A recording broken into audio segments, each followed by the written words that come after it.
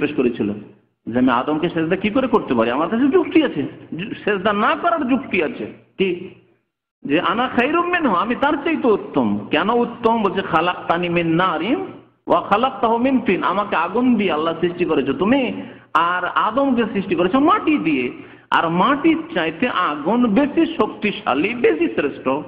সুতরাং আমি, তাহলে বোঝা গেল যে আমি যখন আগুন দিয়ে সৃষ্টি হয়েছি, তাহলে আগুন যখন শ্রেষ্ঠ মাটির চাইতে, তাহলে এরপরে কি রেজাল্ট, কি ফলাফল, যে আমি তাহলে আদম চাইতে শ্রেষ্ঠ। সুতরাং শ্রেষ্ঠ কি করে ওই ব্যক্তিকে সেজদা করতে পারে যে শ্রেষ্ঠ নয়, যে তার চাইতে নিম্নমানের, নিম্ন স্তরের। আউয়ালু মান কাসা ইবলিস। তো এইরকম কিয়াস যদি কেউ করে, যে কোরআন হাদিস বিরোধী কিয়াস, যেমন বহু মাসলা মাসাইলে ফিকহের কিতাবগুলিতে রয়েছে মযহাবপন্থীদের, সেগুলো হচ্ছে শয়তানি কিয়াস, সেগুলি কিয়াস।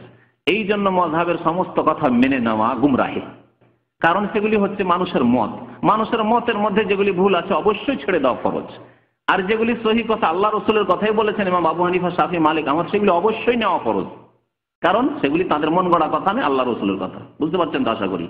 তাহলে তাদের কথা, আইম্মায়ে কেরামদের কথা, মযহাবের কথা, যেগুলি আল্লাহ এবং রসুলের কথার অনুকূলে, সেগুলি অবশ্যই নেওয়া জরুরি। আর যেগুলি কোরআন হাদিস বিরোধী, তাদের কিতাবাদিতে রয়েছে, তাদের কিতাব, তাদের নামে যে সব কিতাব লেখা হয়েছে, তাদের মযহাবের নামে যেসব কিতাবাদি লেখা হয়েছে, অনেকের কিতাবই নেই, আবু হানিফা রাহমাতুল্লাহ যেমন নিজের লেখা কিতাবই নাই, কিন্তু তার নামে বহু কথাই লেখা হয়েছে। কোনটা যে তিনি বলেছেন আর কোনগুলি বা তিনি বলেননি বা স্বীকৃতি তিনি আল্লাহ পাকই ভালো জানে, কিন্তু তার নামে, তার মযহাবের নামে চালিয়ে দেওয়া হয়েছে। তাহলে সেগুলি ছেড়ে দিতে হবে, ছেড়ে দেওয়া ফরজ, যেগুলি শরীয়ত সম্মত নয়, কোরআন এবং হাদিস সম্মত নয়। চারটি বিষয় বললাম, কোরআন কারীম আর হাদিস, ইজমা আর কিয়াস, এই চারটি হচ্ছে শরীয়তের উৎস, এটুকু জেনেন না। এরপরে পঞ্চম কোনো উৎস নেই, উম্মতের উলামায়ে কেরামরা বলেননি। আর পঞ্চম উৎস বলেননি যে স্বপ্ন উৎস, কেউ যদি স্বপ্ন দেখে তার উপর আমল করলে সে নাজাত পাবে, দুনিয়ায় সুখী হবে, আখিরাতে সুখী হবে, আল্লাহ সন্তুষ্টি হাসিল করবে, এইরকম কথা আলেমরা কেউ বলেননি। কারণ মানুষের স্বপ্ন আল্লাহর পক্ষ থেকে হইতে পারে আর শয়তানের পক্ষ থেকে হতে পারে। আবার দিনে যেসব কথাবার্তা চিন্তা করে সেসব কথাই রাত্রে দেখতে পারে। তিন রকম স্বপ্ন দেখে থাকে। স্বপ্নের বিষয়ে বেশি বিস্তারিত আলোচনা করা যাবে না, তবে এতটুকু জেনে রাখা ভালো যে অনেক সময় আল্লাহর পক্ষ থেকে স্বপ্ন হয়, নিজে দেখে অথবা আপনার জন্য অন্য কেউ দেখে। আর অনেক সময় শয়তান আপনাকে পেরেশান করার জন্য, আপনার বাবা মারা গেছে, আপনার মা মরে গেছে, আপনি নিজেই মরে গেছেন, বুঝতে পারছেন, তারপরে আপনাকে সাপে কামড় দিতে আসছে, দংশন করতে আসছে, এসব দেখে ঘাবড়িয়ে যায় অনেকে, আর ঘাবড়িয়ে গিয়ে পেরেশান হয়ে যায়, সারা দিন রাত পেরেশান থাকে, হয় না এরকম? তো শয়তানের পক্ষে অনেক সময় মুমিন বান্দায় কষ্ট দেওয়ার জন্য এরকম স্বপ্ন দেখে থাকে। আবার স্বপ্ন খেয়ালি পোলাও হয়। খেয়ালি পোলাও মানে সারাদিন কোনো মেয়ের খেয়াল করেছেন, বিয়ে শাদী করতে যাবে না, আমার গ্রামে একটা মেয়ে আছে, কলেজে পড়ে, ওই মেয়েটার পিছনে সব সারাদিন ওই চিন্তা করতে আছে, রাত্রে ওই মেয়েটাকে দেখছেন, দেখবেন না, সারাদিন চিন্তা করে তো রাত্রে দেখবেনি। বলছেন তাহলে আল্লাহর পক্ষ থেকে মেয়েটাকে যখন রাত্রে দেখছি, তাহলে আল্লাহর পক্ষ থেকে নাকি? না, আল্লাহর পক্ষ থেকে না, সারাদিন ওই খেয়াল করেছেন, সেই জন্য দেখছেন আপনি। দিনে যেসব নেশা করবেন বারবার করে, আপনি যেদিকে আপনার ধ্যান যাবে, মন যাবে, সেসব কথা রাত্রে আপনি ঘুমিয়ে দেখবেন। এটা হচ্ছে মানুষের স্বভাব। স্বপ্নে এরকম দেখা যায়। যে কোনো ধ্যান, টাকা পয়সার জন্য যদি করেন তাই দেখবেন। কারোর সাথে লড়াই ঝগড়া করেছেন বা টেনশন আছেন, রাত্রে দেখবেন যে তার সাথে মারামারি চলছে, দেখেন এরকম অনেক সময় এরকম ঘটনা। একজন এইরকম হয়েছে, টেনশন চলছিল, একই জায়গায় চাকরি করে, টেনশন চলে, আর রাত্রে তাকে বিকট আকারে দেখে, আর দেখেতে এসে ভয় পেয়ে যায়।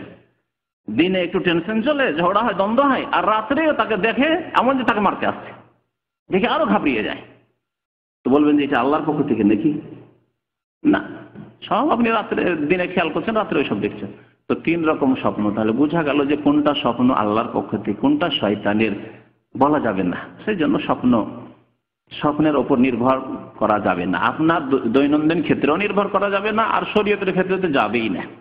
শরীয়তের ক্ষেত্রে শুধুমাত্র আম্বিয়াদের স্বপ্ন হচ্ছে ওহী, আম্বিয়া কেরামগণের স্বপ্ন হচ্ছে ওহী। ইব্রাহিম আলাইহিস সালাম স্বপ্ন দেখলেন, তার স্বপ্ন আপনার স্বপ্নের মতো না, তার স্বপ্ন ওহী।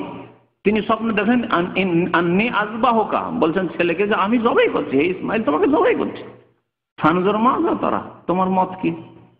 বলছেন ইয়া আবাতি ফাল মা তুমার, যা আল্লাহর আদেশ হয়েছে আপনি করে ফেলুন। ছেলেও জানছেন আব্বা যখন স্বপ্ন দেখছেন তাহলে আল্লাহর আদেশ হয়েছে, কিন্তু আপনি আমি কি সেই রকম? না, আমাকে শয়তানও বলতে পারে, আপনাকে শয়তান বলতে পারে। বাংলাদেশে এরকম করেছে নাকি গত বছর না তার আগের বছর একজন কে স্বপ্নে দেখেছে যে তার সে ইব্রাহিম আলাইহিস সালামের মতো নাকি কুরবানি করছে, ছেলেকে দিয়েছে জবাই করে। হ্যাঁ হ্যাঁ, কি নিজেই করে দিয়েছে ইব্রাহিম খলিলুল্লাহ হওয়ার জন্য বক্তৃতা শুনে? সুবহানাল্লাহ। তো যাই হোক, এইরকম স্বপ্ন সম্পর্কে এরকম ভ্রান্ত ধারণা সুফিদের আছে, পীরপন্থীদের আছে, বিদআতপন্থীদের আছে, যে স্বপ্ন দেখলে করে ফেলো। এই জন্য যতগুলি মাজার তৈরি হয় বেশিরভাগ মাজারের ক্ষেত্রে এইরকমই ধারণা কাজ করেছে, যে রাত্রে স্বপ্ন দেখেছে কেউ যে আল্লাহর ওলি এখানে শুয়ে আছে, অমুক জায়গায় আল্লাহর ওলি শুয়ে আছে। আর সকালে উঠে দেখলো যেটা তো ফলপ্রসূ ব্যবসা, বিনা পুঁজির ব্যবসা, কবরটা একটু পাকা করে দিলে, চাদর টাদর চড়িয়ে দিলে কাজ হয়ে যায়, নজর নিয়াজ পড়তে থাকবে আর ভালো একটা ইনকাম সোর্স খুলে যাবে। এইভাবে ভারত, বাংলাদেশ, পাকিস্তানে বহু মাজার তৈরি হয়েছে স্বপ্নের উপর ভিত্তি করে। তো স্বপ্নের ধর্মের মধ্যে কবর পূজার ধর্মটি স্বপ্নের ধর্ম, শিরকি ধর্ম। আর তবলিগি ধর্ম যেটি, সেটি স্বপ্নের ধর্ম। তবলিগি ধর্ম স্বপ্নের ধর্ম। কেমন করে স্বপ্নের ধর্ম তা আপনাদেরকে শোনাবো। তাদের দুটি কিতাব আপনাদের সামনে আছে, একটি হচ্ছে ফাজাইলে দুরুদ শরীফ, ফাজাইলে দুরুদ শরীফ, আর একটি হচ্ছে ফাজাইলে হজ। আর বাকিগুলি ফাজাইল আমলের নয়, ফাজাইলে নামাজ, ফাজাইলে জিকির, ফাজাইলে তবলিগ, হেকায়েতে সাহাবা আর পাস্তিকা ইলাজ, সবগুলি যা আছে ওগুলি ইনশাআল্লাহ তাআলা অন্য সময় দেখানো হবে। কিন্তু এই দুটি কিতাব থেকে দেখাবো স্বপ্নের ধর্ম হচ্ছে তবলিগ জামাত। স্বপ্ন ধর্ম হচ্ছে তবলিগি জামাত, সেটি দ্বীনে ইসলাম নয়, সেটি হচ্ছে স্বপ্নের ধর্ম। প্রথম কথা এই স্বপ্ন দিয়ে এই তবলিগ জামাত শুরু হচ্ছে। আর এই ঘটনা তারা কোনো কিতাবে লিখে না, তারা মুখে মুখে বর্ণনা করে। যারাই চিল্লা যায় তাদেরকে এই ঘটনা শোনানো হয় যে আমরা এই তবলিগ কোত্থেকে পেয়েছি জানেন? এই তবলিগ সরাসরি রাসূলুল্লাহ সাল্লাল্লাহু আলাইহি ওয়াসাল্লাম আমাদেরকে দিয়েছেন। এই বয়ান করা হয় তাদের বয়ানগুলিতে। কেমন ভাবে দিয়েছেন? তারা বলে থাকে যে ইলিয়াস সাহেব মদিনা মুনাওয়ারায় ছিলেন, মসজিদ নববীতে জাগ্রত অবস্থায়। আবার কেউ কেউ বয়ান করে জাগ্রত অবস্থায়, আর কেউ বলে যে তিনি নিদ্রার অবস্থায় ছিলেন। স্বপ্ন যোগে পেয়েছেন, আর কেউ বলে জাগ্রত অবস্থায়। কারণ এই সুফিদের নিকটে, বিদআতপন্থীদের নিকটে নবী নাকি শুধু নিদ্রায় নয়, স্বপ্নে নয়, জাগ্রত অবস্থায় এসে তাদের সাথে কথাবার্তা বলেন। এইরকম ধারণাও তাদের আছে। এই জন্য তাদের দুইটি বর্ণনা আছে। কেউ বলে জাগ্রত অবস্থায় আল্লাহ নবী এসে সাক্ষাৎ করেন, আল্লাহ নবীর সাথে মোলাকাত হয়ে যায়। আর কেউ কেউ বলে যেন স্বপ্ন যোগে নবী সাল্লাল্লাহু আলাইহি সাল্লামকে দেখেন ইলিয়াস সাহেব।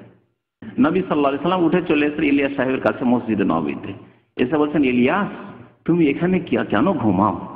তুমি এত গাফিলতিতে আছো। আর ভারতের অবস্থা কি হচ্ছে? হিন্দুরা বিস্তার লাভ করলো, আর যারা মুসলিম আছে তারাও মুরতাদ হয়ে যাচ্ছে, আর সব বেনামাজি হয়ে যাচ্ছে, বেদিন হয়ে যাচ্ছে, দিন নেই, ধর্ম নেই, পর্দা নেই, কিচ্ছু নেই। কি করছো এখানে বসে বসে? যাও তুমি, আমার আদেশে তুমি যাও ওই ভারতে।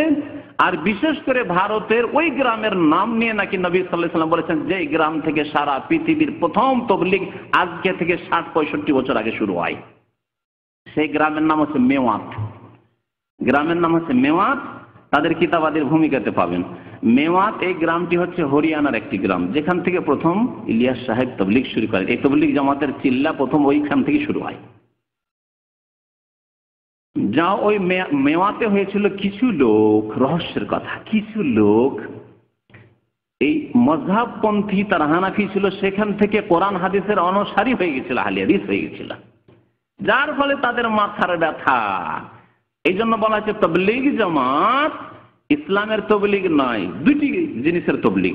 এক হচ্ছে মযহাবের তবলিগ, যে মুসলিমকে হানাফি বানাইতে হবে, আর দ্বিতীয় হচ্ছে সুফিবাদের তবলিগ, যে তাদেরকে সুফি বানাইতে হবে, অর্থাৎ নকশবন্দি, চিশতি, কাদেরি ও সাহারওয়ার্দী এসব বানাইতে হবে। জি, এসব সিলসিলা তরিকতে জোড়াতে হবে, তরিকতে ফিরিয়ে নিয়ে আসতে হবে। মাথা খারাপ হয়ে গেল যে আরে বাপরে, এসে মযহাব থেকে বেরিয়ে যাচ্ছে, তাহলে তো এইভাবে যদি এইরকম মন মানসিকতা মানুষের তৈরি হয়ে যায় যে কোরআন হাদিস আল্লাহ রসুলের কথা মানবো, তাহলে তো ঠেকানো যাবে না। কারণ এই এমন একটা কি আকর্ষণ, আল্লাহ এবং রসুলের আকর্ষণ। কেউ যদি জেনে যায় যে সরাসরি আল্লাহ রসুলের অনুসরণ করে কেন ভায়া ধরবো, এই যুক্তি যদি বুঝায়, তাহলে আর ঠেকাতে পারবে না কোনো শক্তি তাদের। তখন এই স্বপ্নের মিথ্যা কথা তারা রচনা করে চলে গেল ভারতে। মেওয়াত থেকে তারা তবলিগের সিলসিলা শুরু করলো।